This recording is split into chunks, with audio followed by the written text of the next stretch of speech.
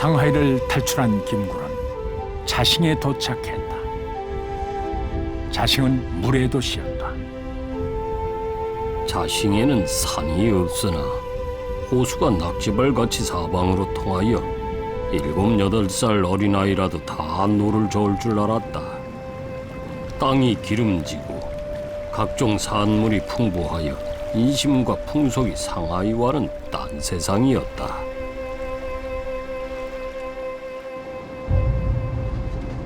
자싱은 상하이와 항저우를 연결한 기차가 지나는 교통의 중심지이기도 했다.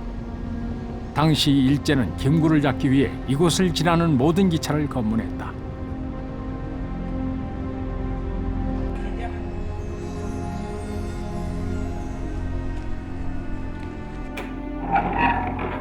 김구는 이 집을 은신처로 삼았다.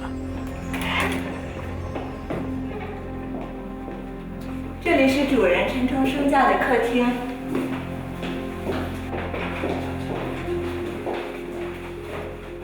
내부는 겹겹의 문으로 막혀있는 미로와 같았다.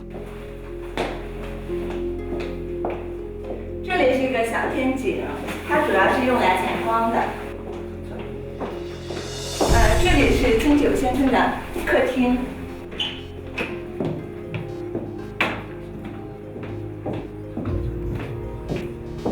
通过这扇门上去就是金九先生的卧室。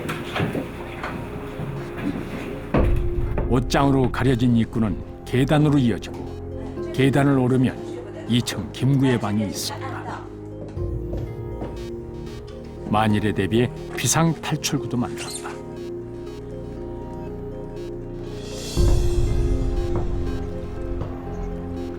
탈출구는 호수와 연결되어 있어 무슨 일이 생기면 바로 배를 타고 빠져나갈 수 있었다.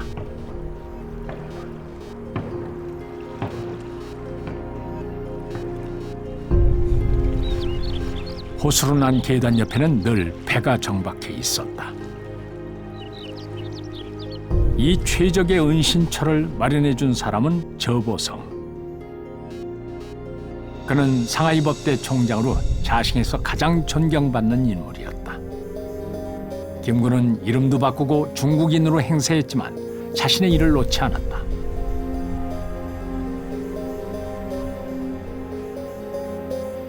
김구가 있는 곳이 곧 임시정부였다. 흩어졌던 요인들도 모여들었다.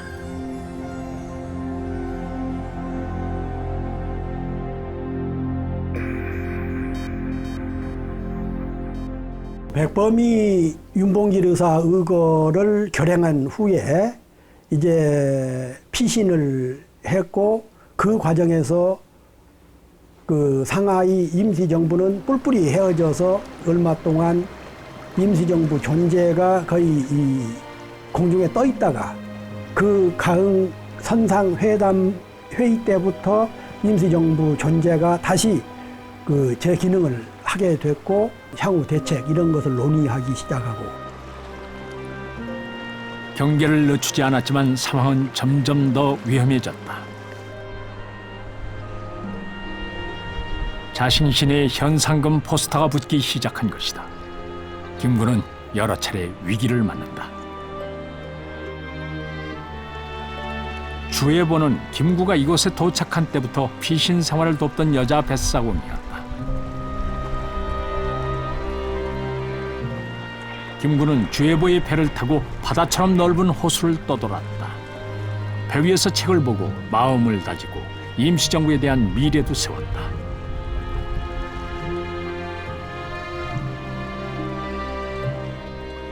그런 김구의 곁을 주예보가 그림자처럼 따랐다. 이후 나는 아예 주예보의 배에서 생활하였다. 오늘은 남문 호수에서 자고 내일은 북문 강변에서 자고 낮에는 잠깐 동안 땅 위에서 산책이나 할 뿐이었다.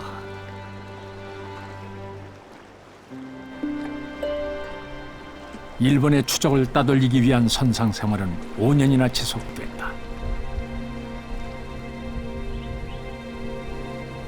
도피 생활 1년째. 우리 독립운동사의 획을 긋는 만남이 이루어진다. 중국의 최고 권력자 장개석이 김구를 찾는다는 급보가 날아들었다. 김구는 장개석을 만나기 위해 난징으로 왔다. 윤봉길 의사 폭발 사건 전에는 대한민국 임시정부에 대한 주목도가 높지 않았습니다.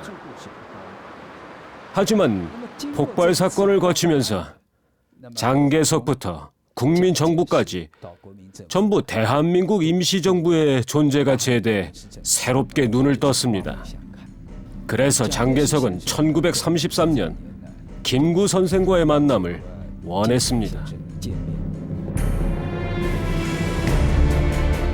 진과부의 자동차를 타고 중앙군관학교에 있는 장개석 장군 저 댁으로 갔다.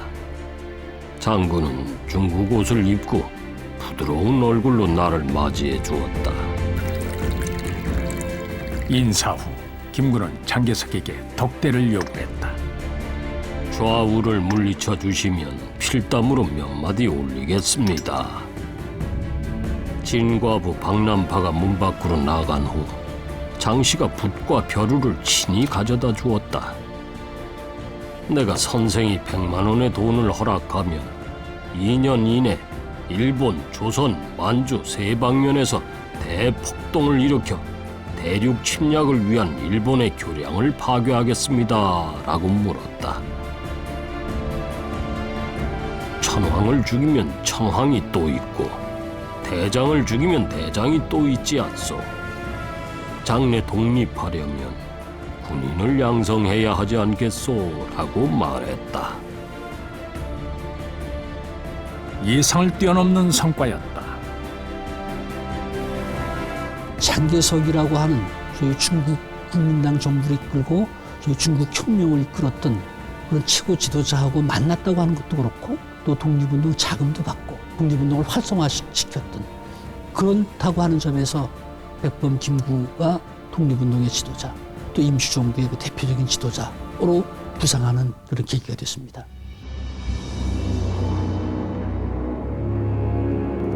참결에 갑자기 공중에서 기관포 소리가 들려왔다.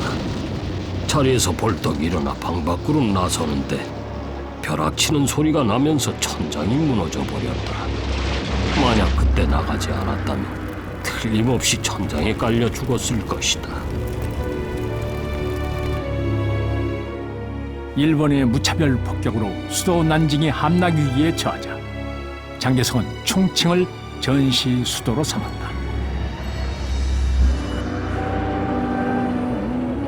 국민당 정부가 난징을 빠져나간다는 소식에 피난 행렬은 꼬리에 꼬리를 물기 시작한다.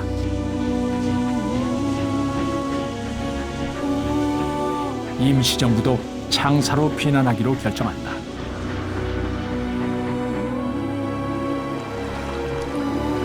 난징에서 창사에 이르는 백길은 고난의 길이었다. 100여 명의 임시정부 식구들은 목선에 의존해 장강을 거슬러 올라갔다. 역풍을 만나면 사람들이 직접 배를 끌고 나가야 했다.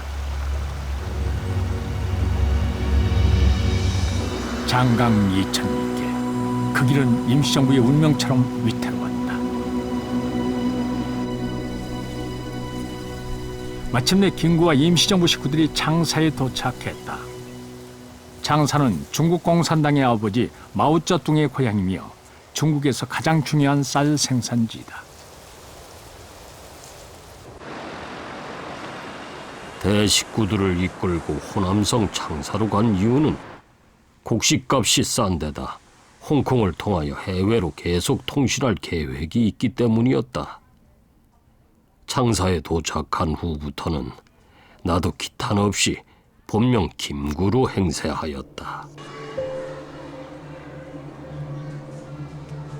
창사에 있는 남목청에 조선혁명당, 한국국민당, 한국독립당 등 3당 대표들이 모였다. 민족진영 통합을 위해 김구가 애쓴 자리였다. 근데 이 세 당은 다 성향이 민족주의 계열입니다. 정치적인 이념이나 독립운동 방법이 크게 차이가 있는 것이 아니어서 그래서 이 세 당을 임시정부를 중심으로 해서 하나로 통합하자. 그런 회의를 남북청에서 가졌습니다.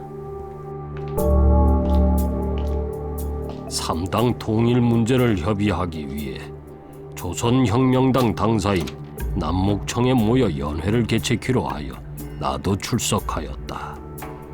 그런데 정신을 차려보니 내 집이 아니고 병원인 듯한데 몸이 극히 불편하였다.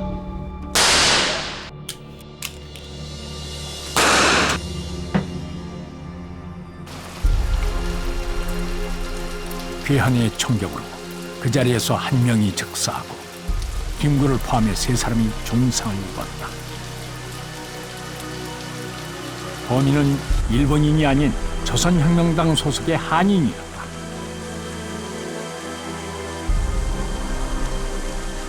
이제 한 가지 짐작할 수 있는 것은 그 당시 그 각 당에 그 재정이 배분되는 게 있습니다. 그래서 이제 그 조선혁명당이면 조선혁명당 당원들한테 얼마씩 배분되고 하는 게 있는데 그건 아마 이제 배분 문제 때문에 좀 불만을 가져서 와서 회의장에 들어와서 그런 일을 한 것이 아닌가. 가슴에 총을 맞은 김구는 병원으로 이송됐다. 그는 의식이 없었다. 그날 아마 그 저녁 7시쯤 됐던 것 같습니다. 날이 꽤 어두워질 무렵이었죠. 꽤 많은 사람들이 거기에는 그 관리도 있었던 것 같습니다. 급한 환자를 부랴부랴 4층으로 올려갔죠. 간호원들은 비응실을 준비하려고 이리 뛰고 저리 뛰고 아주 야단이었죠. 외과 의사가 하는 말이 심장에 총을 맞은 사람이라고 했습니다. 상하의원에 도착하였을 때에는 의사가 가망이 없다고 진단하여 입원 수속도 하지 않고 문간에서 죽기만을 기다렸다고 한다. 그런데 3시간이나 숨이 이어지는 것을 보고 의사가 1시간만 더 살아있으면 방법이 있을 듯하다고 하여 급기야 우등병실에 입원시켜 치료를 시작하였다. 김구가 살아남은 것은 기적이었다. 4층은 고급 간부나 가는 곳이었고 그 아무나 못 올라가는 곳이었죠. 군인들이 지키고 있었고요. 의사들도 주임급 의사들만 접근이 허락됐습니다. 그래서 비닐종이로 한 장 그 차이로서 총알이만 조금만 더 들어갔더라면 그 뭐 한데 전국 장개석 통태이 비용이 얼마든지 꼭 살려내라고 말이지. 장사할 때 그랬다고. 장개석은 중일 전쟁을 지휘하면서도 하루에도 몇 번씩 전문을 보내고 치료비를 보내주었다.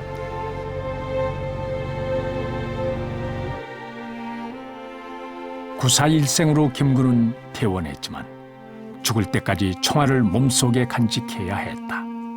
후유증으로 수전증이 생겨 이때부터 그의 글씨는 떨림체로 알려졌다. 백범은 자신의 글씨를 총알체로 불렀다.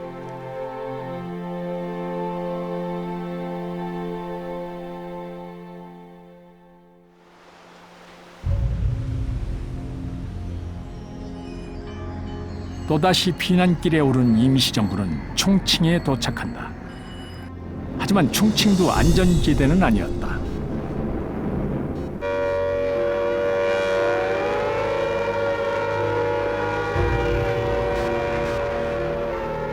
일본군의 공습이 시작되면 사방에서 사이렌이 울렸다.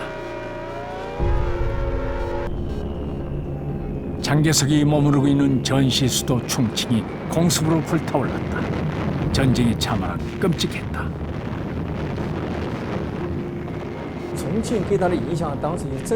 중칭이 그에게 준 첫인상은 그 당시 일본 비행기의 폭격이었습니다.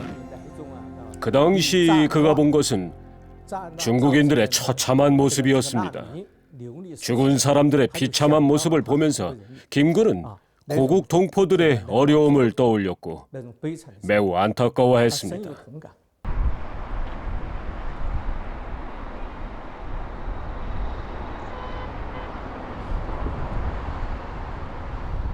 김군은 국민당 정부 근처에 거처를 정하고 중국 여인들을 만났다. 그는 한중연합의 필요성을 역설하고 지원을 요청했다. 해외 동포들에게 연락해서 도움을 부탁하는 일도 다시 시작했다. 우리가 충칭으로 이사한 것을 미주 하와이에 통지하고 답장을 보기 위해 날마다 우체국에 직접 왕래하였다. 하루는 우체국에 갔더니 이니가 와서 인사하기를 유주서 할머님이 병이 나셨는데 빨리 충칭으로 가시겠다고 말씀하시므로 신이와 제가 모시고 왔습니다. 그때 조모님이 풍토병이 걸려가지고선 몸이 건강치가 못해가지고선 할머님하고 나하고는 꼭 같이 붙어 있었다고. 그 할머님 모시고 그리고 내가 중경을 먼저 갔어. 광락원 여사는 거리던 아들 앞에서 숨을 거뒀다. 아들 때문에 온갖 고초를 겪으면서도 독립운동을 지원했던 위대한 어머니였다. 당시 충칭의 공기는 치명적이었다. 짙은 안개가 끼고 기압까지 낮아 호흡기 질병이 만연했다. 충칭 시절 한인 400명 중 80여 명이 폐병으로 사망했다. 중경이라는 데가 기압이 낮고 거기다가 그 중경에서 모든 그 연료가 코끝을 뜹니다. 그래서 그 코끝에서 나오는 가스가 그 기압이 낮으니까 그 가스가 그 중경 시내를 뒤덮어요.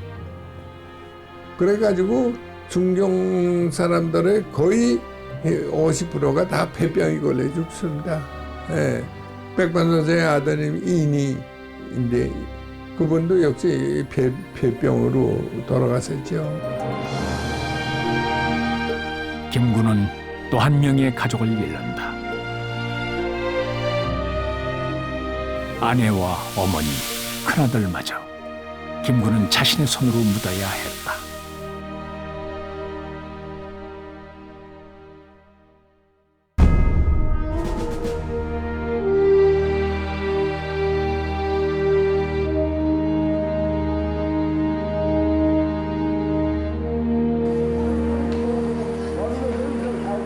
(1940년 9월) 충칭의 가릉빈관. 대한민국 임시정부가 성대한 행사를 열었다.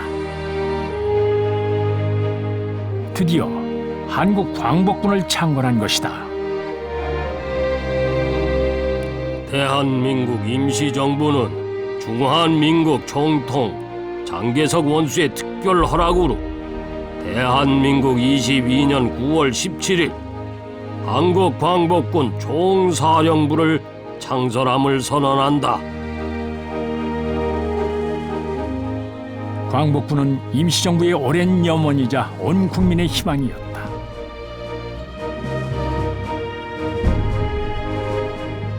그리고 충칭에서 임시정부의 또 다른 수건이 이루어진다. 이 시절 김군은 공산주의 진영의 조선의용대와 민족혁명당 본부를 자주 찾아갔다. 김구의 노력은 3년 만에 결실을 맺어 1942년 드디어 민족진영과 공산진영의 군사통합이 이루어진다. 김구는 광복군 부사령관에 조선의용대장 김원봉을 임명한다. 이로써 광복군은 좌우를 아우르는 세계의 지대로 편성된다.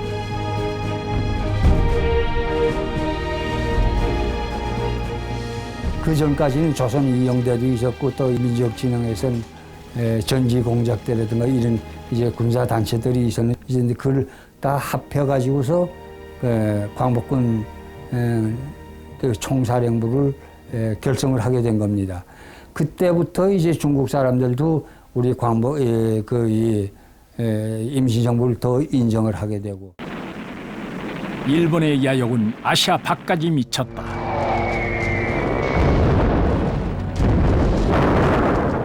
미국의 진주만을 기습 공격한 것이다. 태평양 전쟁의 시작이었다. 김군은 기회를 놓치지 않고 일본에게 전쟁을 선포한다. 그 전쟁이 일어나고 그 이틀 후에 12월 10일 날 대한민국 임시정부는 주석 외무부장 명의로 일본에 대해서 선전포고를 발표를 하죠. 그 선전포고를 발표할 수 있다고 하는 것은 임시정부의 국군이 광복군이 있었기 때문에 선전포고를 발표할 수 있었던 것이죠. 대외적으로도 행운이 따랐다. 이집트에서 전후 문제를 협의하기 위해 미국과 영국, 중국 지도자들이 모였는데 한반도 독립이 논의됐다. 영국의 처칠은 아주 강력하게 반대를 했습니다. 물론 영국의 처칠이 반대했던 데는 영국은 인도를 식민지로 가지고 있던 나라죠. 그래서 일본의 식민지인 한국을 독립시켜주면 자기 영국의 식민지인 인도의 독립 문제가 있으니까 그런 구기 때문에 반대를 했겠죠. 루스벨트가 이렇게 중재를 서서 합의를 해놓고서 한국의 독립 앞에다가 어떤 걸 붙일까라고 할 때 루스벨트 보좌관은 가장 조속한 시일 내에 이제 그런 조건을 붙였는데 처칠이 그걸 인디오 코스라고 고쳤다고 하는 것이죠. 충칭이 술렁이는 사건이 또 한 번 일어난다. 우리가 6천리길을 걸어서 중경에 갔습니다. 중경에 갔을 때 40여 명이 중경 저천을 부두에 도착해서 아마 그때가 한 12시, 1시경 됐을 거예요.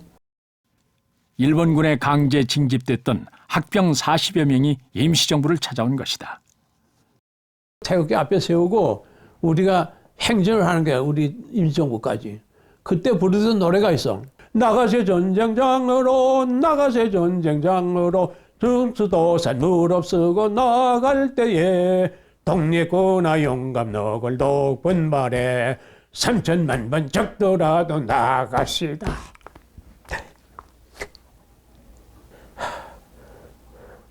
그게 독립운동입니다. 지금 사람들은 상상 못해요.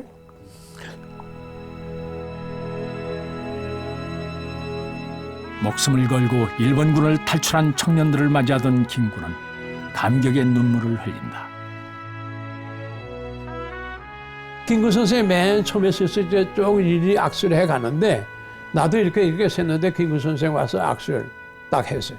그때 악수에 그 김구 선생하고 나하고 처음 악수 딱 할 적에 분위기는, 기분은 이 민족의 피는 부모 형제의 피보다도 더 진하다. 민족의 피는 부모 형제의 피보다도 더 뜨겁다. 이렇게 느꼈어요. 학병들이 합류하면서 광복군은 활기를 띈다.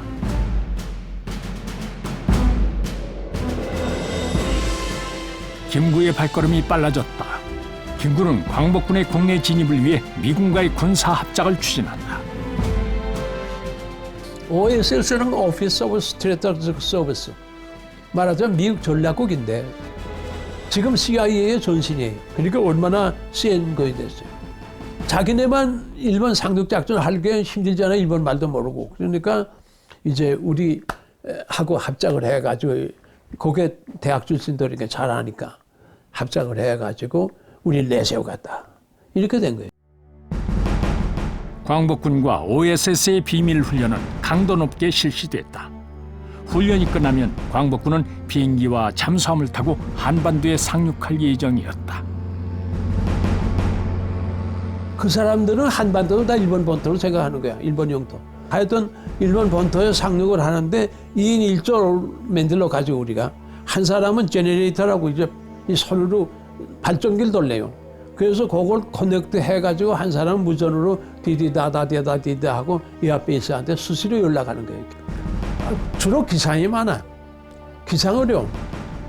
손가락에다 힘을 묻혀가지고 이렇게 해가지고 바람이 동서바람이다. 또 기압은 얼마다. 뭐 이런 걸 다 알아야 돼. 감각으로. 1945년 8월 7일 김구가 시안에 도착했다.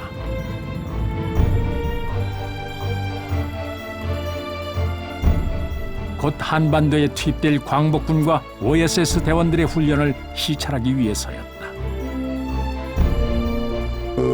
이범석 장군이 이제 제2지대 지대장으로 이제 백범 선생을 안내해서 그 정함장 훈련장까지 가가지고 우리 그 훈련생들이 다이나마이트 같은 걸 가지고 와서 설치해가지고 파괴하는 그 행동이라던가 또 사격 훈련이라던가 그런 것들을 다 이제 백범 선생이 그때 시찰을 하시고 훈련을 지켜보던 김구는 가슴이 벅차오른다.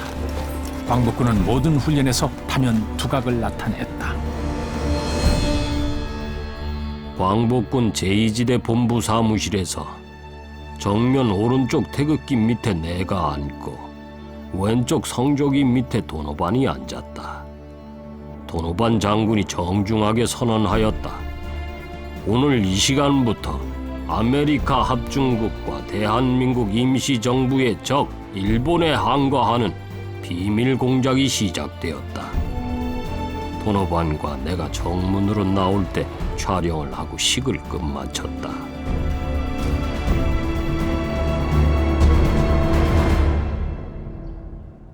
그토록 고대하던 광복군의 참전이 코앞으로 다가왔다. 두곡 시찰 다음 날 김구는 산시성 주석을 방문했다. 축주석의 사랑에서 저녁을 먹은 후 객실에서 수박을 먹으며 이야기를 나누는데 갑자기 전화 소리가 울렸다. 전화를 받고 돌아온 축소주는 믿을 수 없는 소식을 전한다.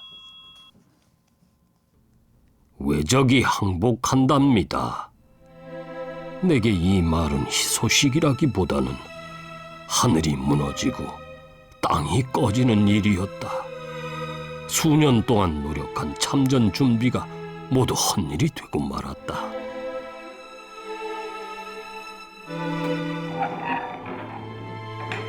나오셔서 이제 그때 집차인데 집차를 타셨어요.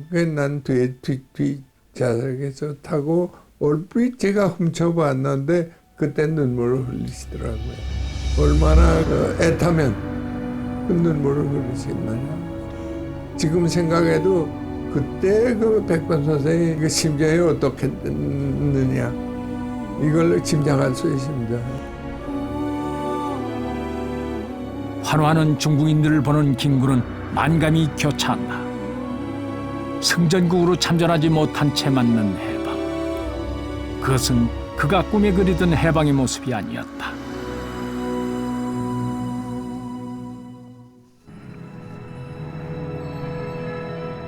(1945년 11월) 김구 일행은 중국 정부가 제공한 비행기를 타고 상하이에 도착한다. 당시 6,000명의 인파가 김구를 뜨겁게 맞아주었다. 김구는 바로 고국으로 가기를 원했지만 이곳에서 발이 묶인다.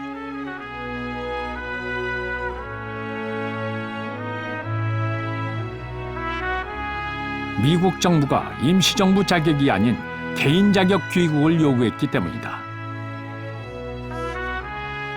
논의를 거듭한 김구와 임시정부 요인들은 결국 개인 자격 서약서에 서명한다.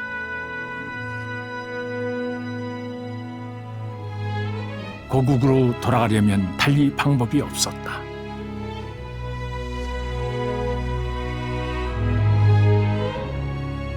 본국에 데려가기 위해서는 방편을 할 수 없지 않느냐. 데려가서 우리가 임시정부로서 행세하면 될 거 아니냐.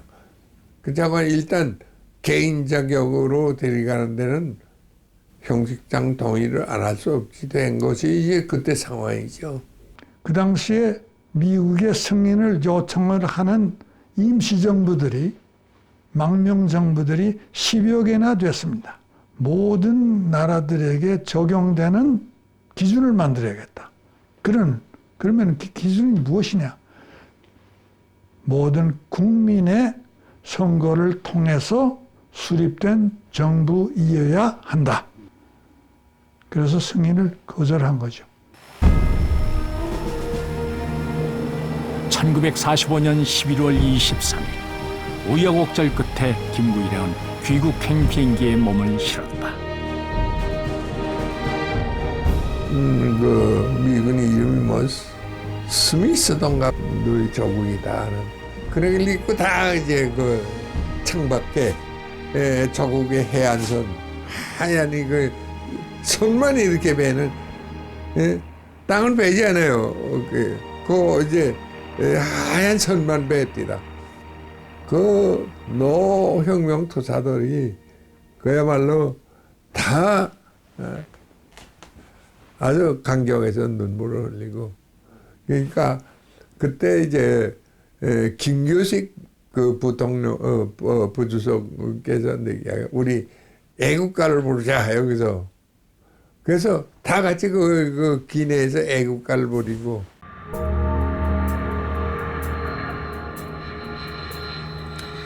김포 비행장에 도착한 것이 아마 오후 4시경에 아마 도착이 된 걸로 제가 기억을 해요. 근데 그 아주 추운 겨울인데 내가 이제 젊은 놈이라고 먼저 이제 내려서 안 내려가는데 내려보니까 우리 한국 사람 하나도 없어.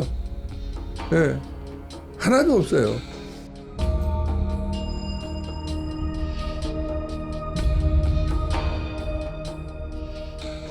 힘들게 서럽게 돌아왔지만 27년 만에 만나는 내 나라 내 땅이었다. 그것은 새로운 시대의 시작이었다. 당시 기자였던 문제아는 김구와의 첫 만남을 생생하게 기억한다. 기사를 다 쓰고 집에 가려고 할 무렵이었을 거예요.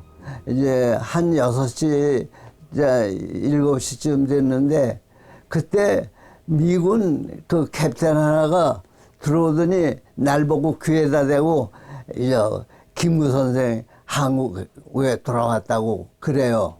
그래. 그거 정말이냐 그랬더니 정말이라고 같이 가자고. 그래가지고 쓰리코트를 가지고 왔어요. 그래가지고 집 찾아다니고 쓰리코트를 가지고 경교장에 갔어요. 그래 경교장에 들어가서 그 경교장 그 정문을 이렇게 들어가는데 이 박사가 나와. 자동차 타고 나와서 이 박사도 이제 그때 방송국 기자로 잘하니까 이렇게 날 내다보고 아유 이 문 기자 왔느냐고 뭐 이러고 이제 내가 들어갔어요. 문제아는 경교장 1층에서 1시간 동안 김구를 만났다. 느낌이 이 박사는 아주 세련된 신사인데 김구 선생은 큰 바위돌 같아. 내가 방송국에서 왔다고 이제 장준하 씨가 이제 소개를 하고 그러니까 수고한다고. 근데 내 어깨를 툭툭 이제 만지면서 수고한다고 그러시는데 그 손이 아주 무척 커벼. 사실은 그렇게 크지 않았겠지. 말 어휘도 이승만 박사는 세련되고 고급스러운 말을 하는데 김구 선생은 그냥 순박한 할아버지야. 그래가지고 누구나 다 알아들을 수 있는 쉬운 말로 그냥 그 말씀을 하시대. 경교장엔 백범을 찾아오는 발길이 끊이질 않았다. 김구에 대한 국민들의 관심이 고조되자 미군정은 2분 동안 김구의 육성 방송을 허락했다. 친애하는 동포 여러분, 27년간이나 꿈에서도 잊지 못하고 있던 조국 강산에 발을 들여놓게 되어 감개무량합니다. 나와 나의 각원 일동은 한갓 평민의 자격을 갖고 들어왔습니다. 앞으로 여러분과 접촉할 시간도 많을 것이고 말할 기회도 많겠기에 오늘은 다만 이곳에 무사히 도착하였다는 소식을 전합니다. 백범의 귀국 소식에 국민들은 환호했다. 뒤늦게 환영식이 열린 서울운동장에는 한겨울 추위에도 불구하고 15만 명이 몰려들었다. 김구에게 거는 국민의 기대는 그렇게 각별했다. 김구의 인기는 미군정의 예상을 뛰어넘었다. 한 달 먼저 귀국했던 이승만이 보여주지 못한 정치력이었다. 김구는 이제 해방정국의 주인공이었다.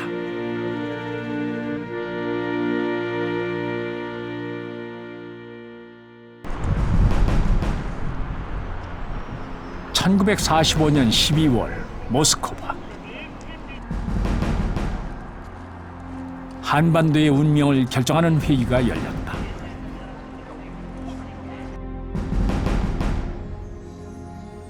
당시 미소가 군사 점령하고 있는 한반도의 처리 방안에 대해 미국과 소련, 영국이 처음으로 원칙을 세우고 합의한다.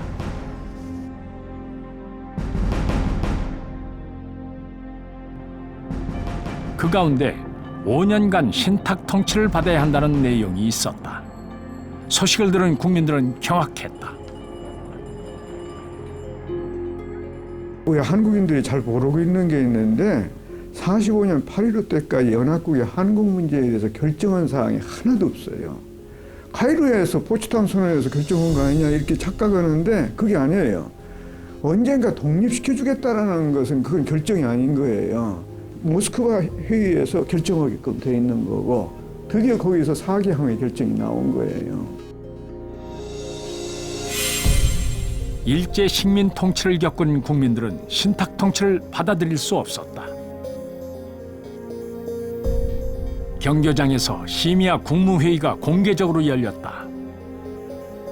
임시정부가 개인 자격을 버리고 정부의 역할을 재개하는 상징적인 조치였다. 국무위원들은 김구의 결단을 촉구한다.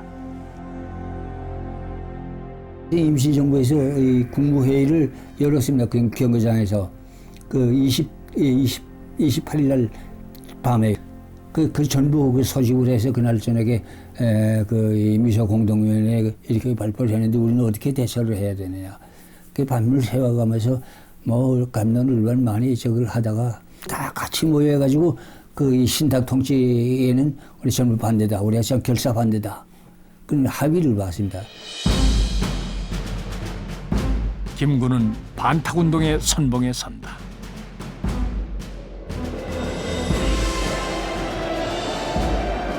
김구는 반탁운동이 제2의 독립운동이라고 증명한다. 그리고 승부수를 던진다.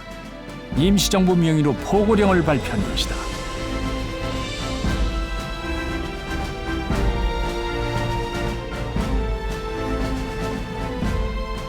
첫 번째는 미 군정청에서 일하는 한인들을 주 대상으로, 두 번째는 전 국민 대상의 포고령이었다. 이 기회에 임시정부가 과도정부 역할을 할 수 있다라는 또 생각도 했던 것 같아요. 그래서 그 당시 나온 요구 조건이나 구호 반탁투쟁을 하면서 그게 대한민국 임시정부를 추대하자라는 또는 추대하라, 연합국은 모셔라, 정부로서 모셔라 라고 주장하는 거고. 포고령 발표 후 서울의 경찰관 대표들이 김구의 지휘를 받겠다고 약속했다.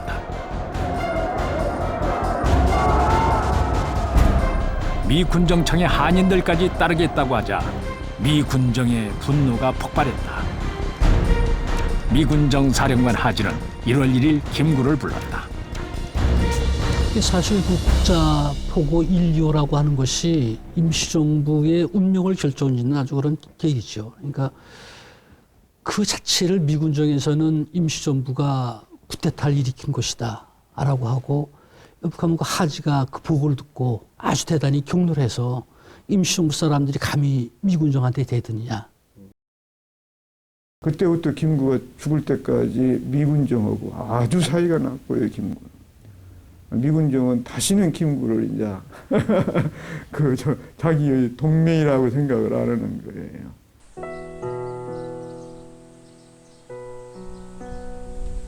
반탁 투쟁으로 미 군정과 엇갈린 김구는 1946년 초부터 지방 순회를 시작한다.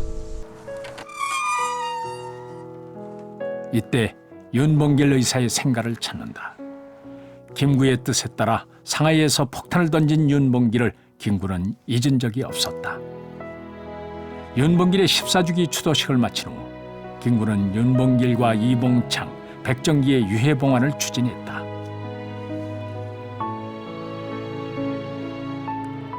삼위사의 유골이 부산에 도착했고 김구는 추모사 도중 엎드려 통곡한다. 세 사람을 보낸 나만이 살아있으면서 아직 독립을 이루지 못하고 있으니 삼열사에 대하여 부끄럽기 한량 없고 회한을 금할 수 없다. 백범은 전국 곳곳을 돌아다니면서 사람들을 만나고 그들의 어려움을 헤아린다.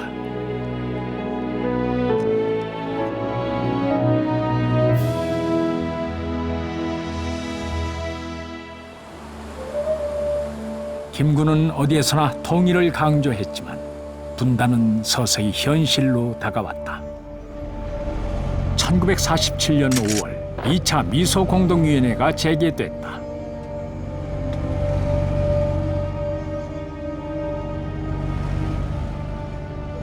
모스크바 회의에 따라 만들어진 미소공동위원회는 한반도의 민주정부를 수립하고 신탁 통치 방식을 결정할 수 있는 유일한 기구였다. 하지만 회의는 시작부터 삐걱댔다. 임시정부에 참여시킬 정당과 사회단체를 놓고 미국 측도 소련 측도 전혀 양보할 의사가 없었다. 미소공동위원회가 성과 없이 결렬되자 미국은 한반도 문제를 유엔으로 이관할 것을 제안한다. 한반도에서 발을 빼기 위한 수순이었다.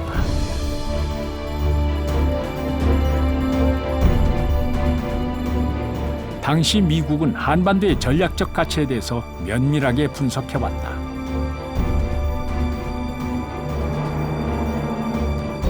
(1947년) 미 국방부는 군사안보면에서 한반도의 중요성이 크지 않다고 결론을 내린다.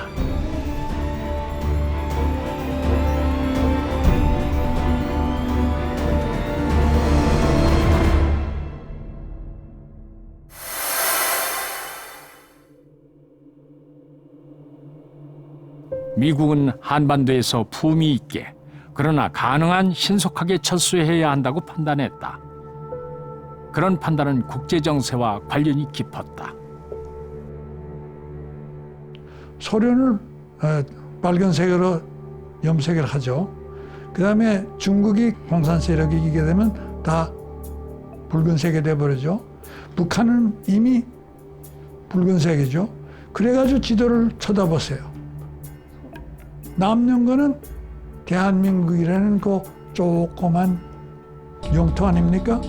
그러면은 그러한 그 붉은색이 확 들어와 있는 장소에서 그 조그만 대한민국을 방어를 하려면은 어떠한 노력이 필요하겠느냐?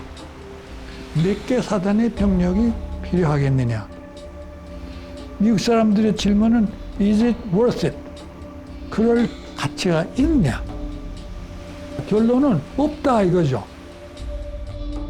마침내 한반도 문제는 유엔으로 넘겨졌다.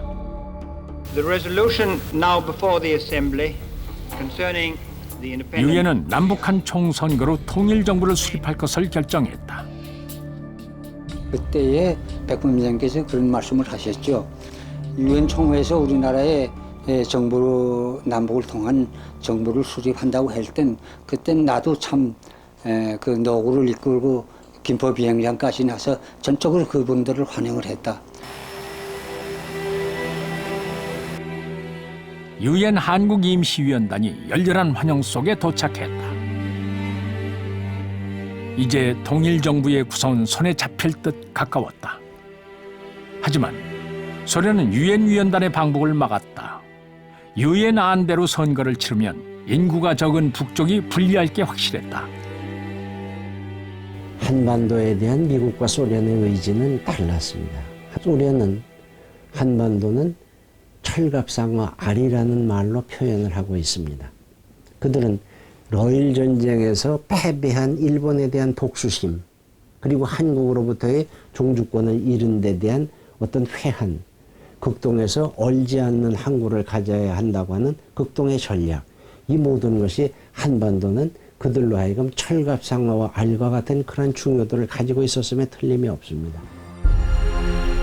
유엔은 다시 소총회를 열고 가능한 지역에서의 선거를 결정했다. 이것은 남한만의 선거를 의미했고 분단의 또 다른 표현이었다.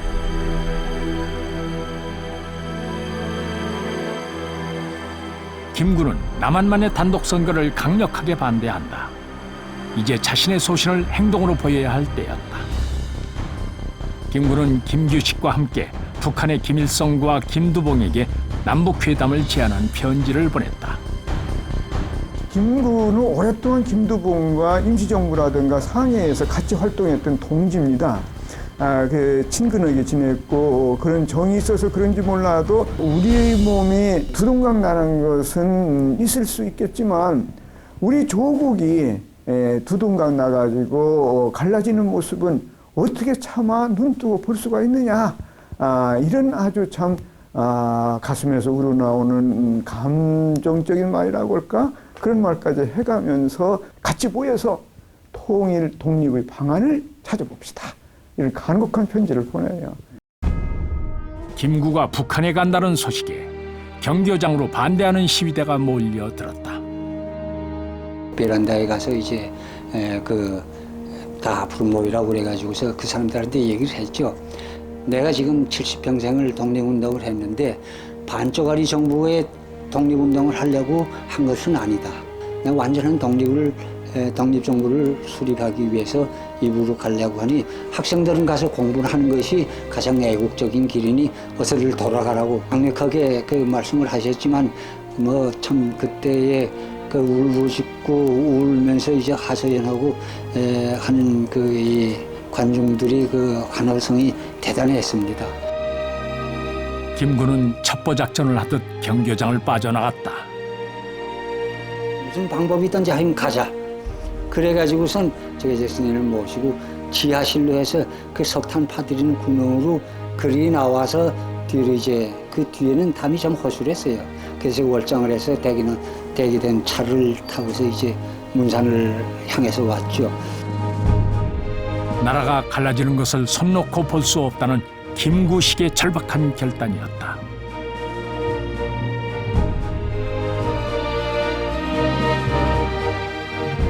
김구 일행을 태우고 달리던 차가 멈췄다. 38선이었다. 남북을 가른 이 선에서 김구는 아들 비서와 함께 역사적인 사진을 찍는다. 넘어가는데 차단 뭐가 있더라고. 들어가서 이렇게 보니까 소련 군대가 따발총을 들고 나왔어요. 그게 뭐라고 얘기하는데 우리가 소련 나라는 모르잖아. 그래 거기서 이제 얘기하다가 무슨 얘기는 들은 뭐냐 연락은 김구 이렇게 통화한게 호로쇼, 소련 말로 호로쇼, 오케이, 영어로는 오케이 호로쇼. 평양에서 열리는 연석회의는 김구가 예상했던 남북회담의 모습이 아니었다. 평양 전체가 연석회의에 들떠 있었지만 각본에 짜인 듯 회의가 일방적으로 진행됐다. 김구는 연석회의 참석을 미뤘다. 그 짝의 두 분하고 이 짝의 두 분 이렇게 만나서 우선 얘기를 해보자. 이런 식으로 해서 이제 이 시작이 됐는데 저 짝에서는 그것을 달리 이용을 한 거죠. 그때 당시에 거기 뭐 사회 정당이라고 하니까 뭔가 무슨 그 참 이름도 처음 들어보는 이런 정당 단체를 전부 다 그 많은 단체들을 집합을 시켜놓고 여기서 가야 이제 불과 얼마 가지를 못하거든요. 그러니까 이것을 수적으로 이제 압도를 하려고 그 말하면 공산주의식인 그런 방법이죠. 회의 3일째. 마침내 김구가 모습을 드러냈다. 김구는 김일성과 함께 모란봉극장에 입장했다. 김구가 평양을 방문한 것은 남한의 단독 선거만 반대했기 때문이 아니었다. 그는 북한의 단독 선거도 단호하게 반대했다.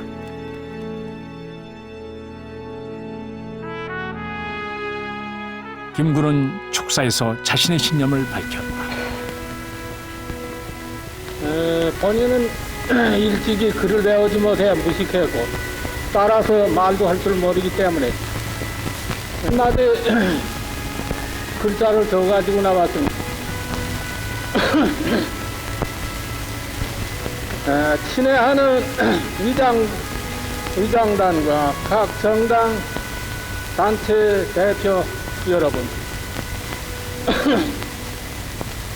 고국 분열의 위기를 만고하기 위하여 남북의 열렬한 애국은 일당에 회집하여 민주자주의 독립을 전취할 대기를 상소하게 된 것은 실로 우리 독립운동사의 위대한 발전이며 이와 같은 성대한 회합에 본인이 참석하게 된 것은 큰 영광으로 생각합니다. 연석회의가 끝나고 남북의 지도자 15명이 참석한 요인회담이 열렸다. 4월 30일 그들이 합의한 공동성명서가 발표됐다. 내전 없음과 통일정부 수립 등 의미 있는 내용이 담겼다. 북쪽이 이행할 수 없는 주장을 김규식이 강하게 요구했기 때문에 할 수 없이 그걸 집어넣었던 거지요. 그렇기 때문에 남북 공동성명 4월 30일 이 공동성명은 그 당시 시점에서 통일 방안으로서는 상당히 생각해 볼 만한 그런 것을 담고 있다. 38선 남쪽에는 많은 사람들이 김구를 기다리고 있었다. 남에서 김구의 북행을 막았던 것처럼 김일성은 김구의 남행을 만류했다. 만류를 여기 계시라고. 근데 배봉진은 그 무슨 소리냐고 말이야. 내가 여기 온 것을 말이야. 뭐 편안한 걸 내가 누리기 위해서 여기 온 것이 아니지 않느냐. 김구가 북에 억류되리라는 우려도 있었지만 1948년 5월 5일 김구는 돌아왔다.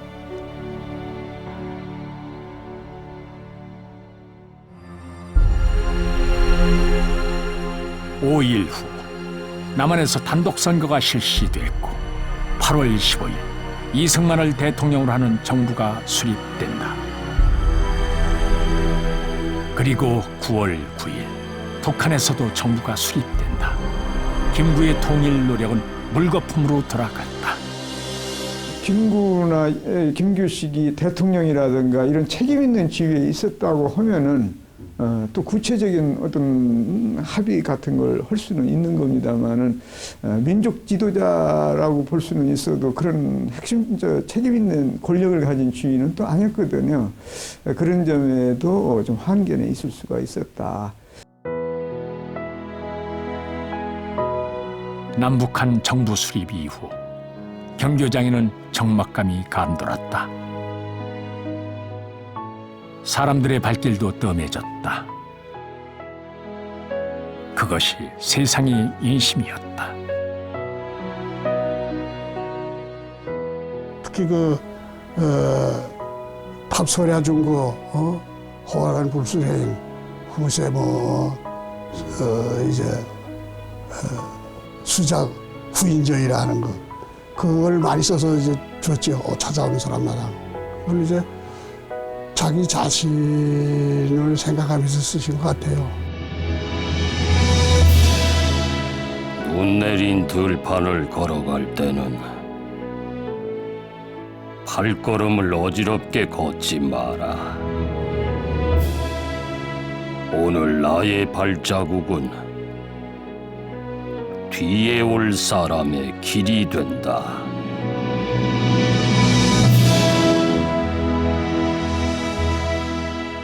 그는 이날도 자신을 향해 그리고 후세를 향해 한자 한자 다짐을 써내려가고 있었다.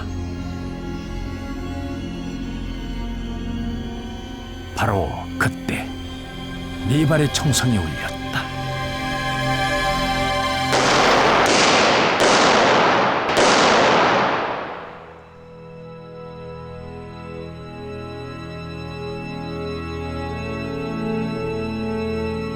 민족의 큰 별이 떨어졌다. 백범 김구.